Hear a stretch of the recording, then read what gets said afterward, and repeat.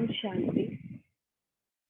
दिव्य गुणों के गुलदस्ते से आज आपके लिए जो गुण लाए हैं वो है निर्भयता का।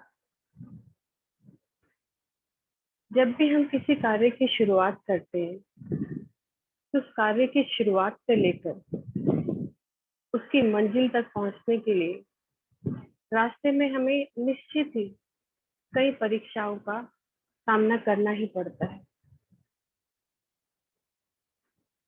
ऐसे में निर्भयता और साहस ऐसे शस्त्र हैं जो हमें किसी भी मार्ग में विजय दिला सकते हैं। किंतु भय किस बात का? वास्तव में भय है क्या जिस पर हमें विजय पानी है? जिससे हम विजय पाते हैं तो हम किसी भी कार्य में निर्भयता से आगे बढ़ सकते हैं। तो देखा जाए तो भय और कुछ भी नहीं लेकिन ज्ञान की कमी है, या कहे अज्ञानता ही भय का दूसरा नाम है ना।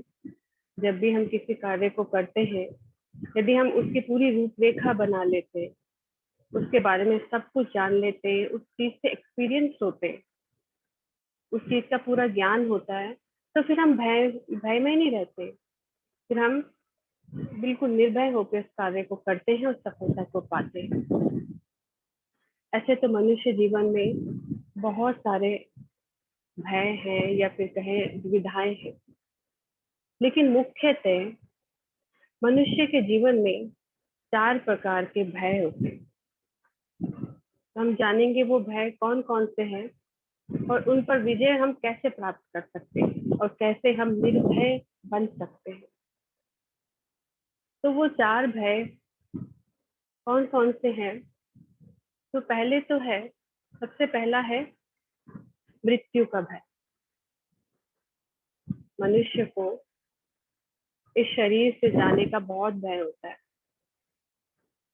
दूसरा है अपने प्रियजनों को खोने का भय। तीसरा है अपनी प्रिय वस्तुएं या फिर वैभवों को खोने का भय। और चौथा है अपनी नाम मान शान या कहे इमेज को खराब होने का या उसको खोने का भय। तो सबसे पहला भय तो हमने देखा मृत्यु का भय, है ना। तो जब हम बाबा के पास आए तो सबसे पहला पहला पाठ ही हमने क्या पढ़ा कि हम ये शरीर नहीं है, हम तो आत्मा है और आत्मा अजर अमर अविनाशी है, वो मर ही नहीं सकती। तो जब मैं मर ही नहीं सकती तो मृत्यु का भय कैसा, है ना। ये शरीर जो विनाशी है वही तो खत्म होता है। अब आप देखिए, कोई पुराना घर हमारे पास पड़ा हो और यदि नया घर भी सामने हो और हमें दिखे कि पुराने से नए में जाना है, तो हमें कोई भय लगेगा क्या उस पुराने घर के टूटने का? ऐसे ही जब हमें ये ज्ञान मिला कि मैं आत्मा इस शरीर से तो निकलूंगी, मृत्यु तो मेरी हो ही नहीं सकती ना, मैं तो अविनाशी हूँ। इस शरीर से निकलकर दूसरा शरीर तैयार बैठा है, उसमें मुझे जाना है। तो जब मुझे ये ज्ञान मिलता है तो मृत्यु का, इस शरीर को छोड़ने का जो भय है वो स्वतः ही दूर हो जाता है। अदिव्य गुण यानी कि देवताओं में ये गुण स्वतः ही है। अब उन लोगों को, वो लोग जब एक शरीर छोड़ते हैं तो उत्साह का माहौल होता है, वरना हंसी खुशी से सब आपस में मिलकर बहुत आराम से विदाई देते हैं और उनके अगले जन्म के लिए, अगली यात्रा के लिए उन्हें शुभकामनाएं देते हैं। क्योंकि वहां आत्मा जानती है, ज्ञान तो नहीं है लेकिन ये स्थिति, आत्मिक स्थिति उनके पास है। ये पता है उनको कि ये शरीर छोड़ के हमें दूसरा लेना है। तो हमारी जो आत्मिक स्थिति है वो हमें इसी ब्राह्मण जीवन में तो बनानी है ना। इस ब्राह्मण जीवन में बनाएंगे तभी तो उसे एंजॉय करेंगे सतयुग में। तो ये भय कि ये शरीर छूट जाएगा या मृत्यु हो जाएगी, वो तो हमारा बाबा जब हम बनते हैं तभी 50% तो तभी गायब हो जाता है। हाँ, फिर 63 जन्मों का जो शरीर के प्रति मोह है, या फिर कहे वो भय जो हमने बना रखा है अंदर अंतर मन में, जो घर किया हुआ है, वो एकदम से नहीं निकलता है। पता तो चल जाता है, 50% हमारा वही उसी समय खत्म भी हो जाता है, लेकिन अब उसको पक्का करने के लिए आवश्यक है कि हम आत्मिक स्थिति में स्थित हो। स्वयं को हम जितना आत्म निश्चय करेंगे, जितना हम आत्म चिंतन करेंगे, स्वयं को भी आत्मा दिखेंगे और दूसरों के प्रति भी हमारा आत्मिक भाव जितना जितना बढ़ता जाएगा, तो इस शरीर के प्रति जो हमारा भय है वो स्वतः ही मिटता जाएगा। और जब शरीर छोड़ने का टाइम आएगा ना, तो हमें दुख की अनुभूति नहीं होगी, कोई डर नहीं लगेगा। हमें अनुभूति होगी अगले जो शरीर, जो जैसे सतयुग में जो स्थिति होगी ना, वो यही बनेगी। हमें अनुभव होगा कि आगे हमें बहुत सुंदर शरीर मिलने वाला है, कि पुराना तो कलयुगी है, अच्छा है जा रहा है। ये अनुभूति हम बनाएंगे अभी, और इस ज्ञान के द्वारा। तो जितना जितना हम इस ज्ञान के चिंतन में रहेंगे, उतना उतना हमारी आत्मिक स्थिति भी बनती जाएगी। अब दूसरा भय हम देखते हैं, अपनों को खोने का भय, है ना। ये भी बहुत है। कई बार तो हम कह देते हैं, कई कई कभी कभी कभी हमारे घर में किसी पे कोई परेशानी आती है, तो हम ये तक कह देते हैं कि इसकी परेशानी मुझे मिल जाए, या फिर इसे कुछ ना हो भले मुझे हो जाए, है ना। हम ऐसा सोचते हैं ना। अपनों को खोने का भय कई बार अपने खोने से भी ज्यादा होता है। तो उसके लिए भी हम इस ज्ञान का इस्तेमाल करें, क्योंकि हम जानते हैं इस सृष्टि रंगमंच पर हर आत्मा अपना अपना पार्ट प्ले कर रही है। यहाँ पे देखा जाए तो मैं आत्मा जो 84 जन्मों का चक्कर ये फेरते हुए आ रही हूँ, हर जन्म में मेरे सगे संबंधी अलग थे। अगर मैं पिछले जन्म का देखूं, तो उस जन्म में भी मेरा यही ख्यालात रहे होंगे कि मेरे बिना मेरे अपनों का क्या होगा, या फिर मेरे अपनों के बिना मेरा क्या होगा। लेकिन उनको छोड़ के भी मैं आगे बढ़ी ना। आज अगर अपने अंतिम वे जन्म में मैं हूँ, तो इस 83 जन्मों से भी तो यही सब सोच के मैं आगे बढ़ी हूँ। तो कहने का अर्थ यही है कि ये तो सब शरीरों के रिश्ते हैं ना। एक शरीर खलास होता है, दूसरे में हम प्रवेश करते हैं, तो वो रिश्ते दूसरे हो जाते हैं। वास्तव में ये संबंध तो है ही हमारे हिसाब किताब के अनुसार हमें जो मिले हैं, वो हमारे आसपास है। जब हम इस स्थिति में इस ज्ञान को अनुसरण करते हैं और इसकी स्थिति में स्थित होते हैं, इसका स्वरूप बनते हैं और इसमें इसको समझ के धारण करते हैं, तो इस चीज की भी, इस डर से भी, इस भय से भी हम दूर होते हैं। जिसके लिए बाबा हमेशा कहता है ना, मोहजीत की कहानी भी सुनाता है कि कैसे वो ब्राह्मण पहले राजा के पास गया, फिर कहा कि आपका पुत्र नहीं रहा। तो वो राजा ने ज्यादा रिएक्ट नहीं किया, उसने बोला ठीक है कोई बात नहीं। उसने सोचा कि पिता को कोई है ही नहीं, शायद ये राजा है इसको, और फिर थोड़ा होते हैं ना मैन, इतने ज्यादा नहीं होते, तो पिता है इतना ज्यादा नहीं उसका मोह होगा। माता से मैं कहता हूँ, माता के पास गया कि आपका पुत्र तो अब नहीं रहा। तो माता खिड़की के पास गई, और खिड़की के पास जो वृक्ष था, उस वृक्ष की डाली में एक पंछी बैठा था। वो पंछी देखते ही देखते उड़ गया, और उस माता ने कहा कि पंछी यहाँ से उड़ गया, अब उसका पार्ट कहीं और है, उसका बसेरा कहीं और है। तो ऐसे ही मोहजीत की जो बाबा कहानी सुनाता है, वो मोहजीत हमें अभी यही ही बनना है ना। इसी ज्ञान के द्वारा जब हम समझे कि हर आत्मा अपना अपना पार्ट प्ले कर रही है ना। जैसे मैं आत्मा मेरा पार्ट लेकर आई हूँ, दूसरी आत्मा भी अपना पार्ट लेकर आई है। जैसे ही मेरा या उनका पार्ट यहाँ पे इस स्थान पे समाप्त होगा, उसे आगे जाना ही है, आगे बढ़ना ही है ना। ये तो सृष्टि ड्रामा में निश्चित है। तो जब इस ज्ञान के द्वारा स्वयं को ये समझाते हैं और इसकी प्रैक्टिस करते हैं, प्रैक्टिस तो करनी पड़ेगी ना। इसकी प्रैक्टिस करते हैं कि हम जो आत्माएं हैं ये सब अपना अपना पार्ट इस धरा पर कर रही हैं। पार्ट पूरा होते ही हमें सबको अपने दूसरे पार्ट की ओर, जो पूर्व निश्चित है, वहां जाना ही है। तो ये जो अपनों को खोने का भय है, इससे भी हम मुक्ति पा सकते हैं। तीसरा है वस्तुओं को और अपने वैभवों को खोने का भय। हम देखते हैं आजकल हम सभी अपनी चीजों के प्रति कितने ज्यादा, जैसे बहुत ज्यादा ओवर प्रोटेक्टिव है ना। अपने गैजेट्स को लेके हम छोटे बच्चे को भी देखते हैं, तो उनको भी देखो अपने खिलौनों के प्रति इतना ज्यादा, वो इतना ज्यादा पॉजिटिव होते हैं कि वो नहीं चाहते कि दूसरा कोई उनका खिलौना ले। अपनी वस्तुओं के प्रति जो ये मोह है ये इतना ज्यादा है कि कई बार ये घातक बन जाता है। एक हम कहानी सुनते हैं ना कि एक पिता जो नई नई कार लेकर आता है, वो अपने आंगन में जैसे कार लगाता है, तो पीछे से उसका एक छोटा बच्चा आता है, उस कार पे कुछ लिख रहा होता है। जब उसके पिता ये देखते हैं दृश्य, तो बहुत ज्यादा गुस्से में आग बबूला हो जाते हैं कि मैं अभी भी नई कार लेकर आया हूँ और ये इस पे स्क्रैच कर रही है बच्ची। तो वो कुछ नुकीली चीज लेकर आता है और गुस्से में उसके हाथ पर मारता है, और उसके हाथ की अंगुलियां अलग हो जाती है।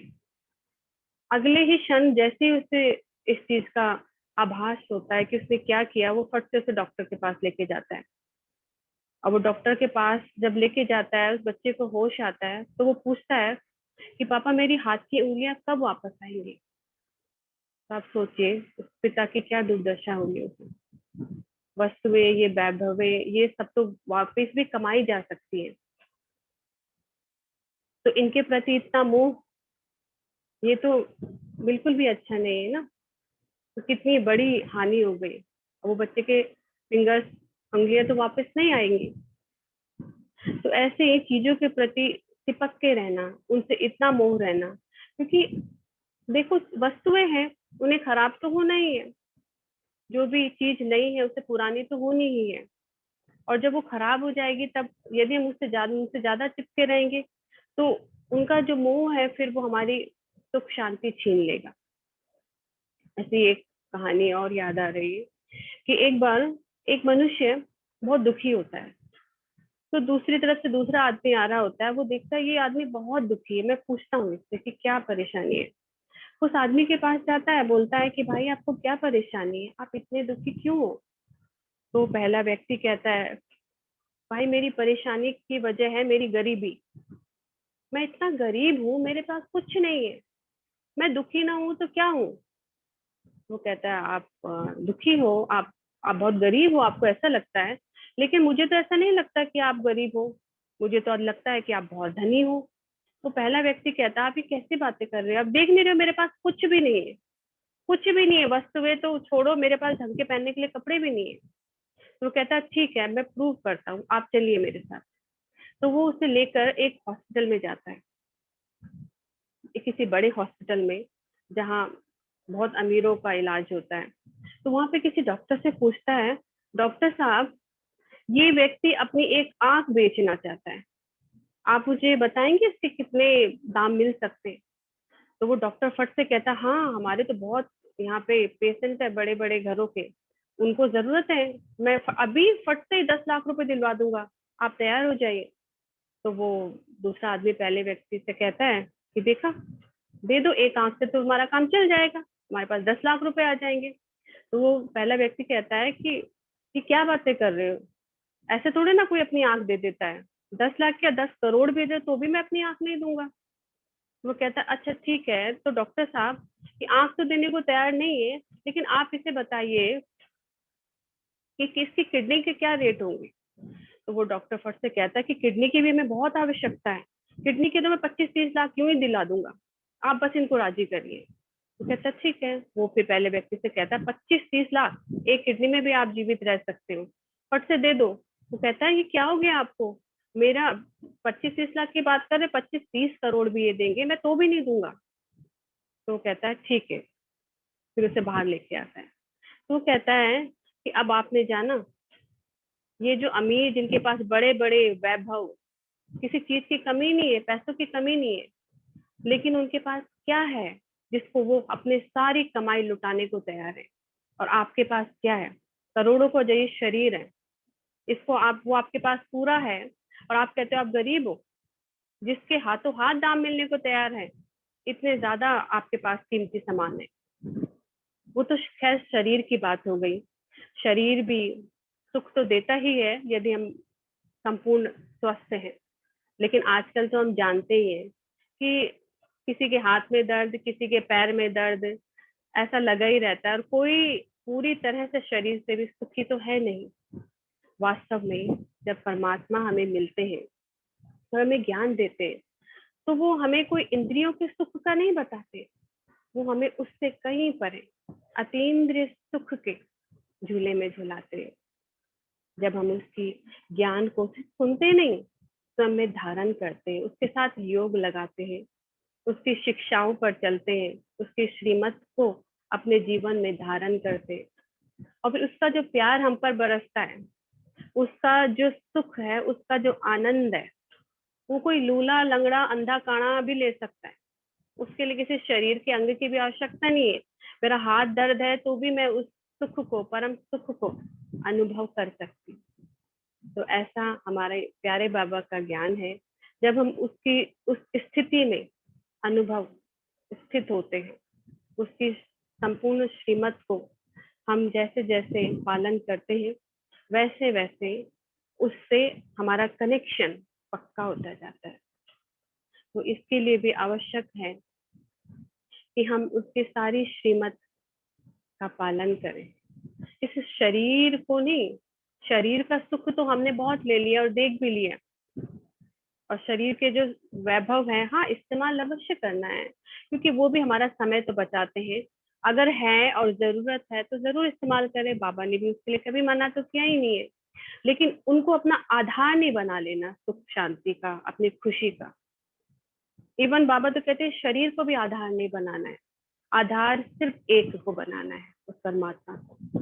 उसके लिए जरूर है कि हम अपनी आत्मिक स्थिति में स्थित हो, उसके साथ सदैव कनेक्ट रहें, तभी हम उन अतीन्द्रिय सुखों का हमेशा अनुभव करते रहेंगे। चौथा है जो भय, वो है आजकल नाम मान शान का, या कहे कि अपनी इमेज खराब होने का। ये आजकल बहुत ट्रेंड में। अमीर से अमीर क्यों ना हो, गरीब से गरीब क्यों ना हो, सबको अपनी इमेज की परवाह है। इमेज माना कोई चाहता ही नहीं कि हमारी कमियां बाहर आए। हमारी कमियां किसी को पता चलेगी तो हमारी इंसल्ट हो जाएगी, हमारी बेइज्जती हो जाएगी, ऐसा वो अनुभव करते हैं। उसके लिए हर वो प्रयास करते हैं ताकि उनकी खूबियां ही बाहर दिखे, कि चाहे उसके लिए उन्हें कई झूठों का सहारा लेना पड़े, है ना। कई उनको बड़े बड़े ऐसे दिखावे करने पड़े ताकि वो अपनी नाम मान शान में को दिखाते रहे। तो ये तो सांसारिक लोगों के नाम मान शान की बात है, लेकिन वास्तव में नाम मान शान वास्तव में है क्या? हम जब स्वयं को जानते हैं, पहचानते हैं, वो तो जानते ही ना, जानते ही नहीं कि वास्तव में उनका नाम क्या है, उनकी शान क्या है, उनकी उनका मान क्या है।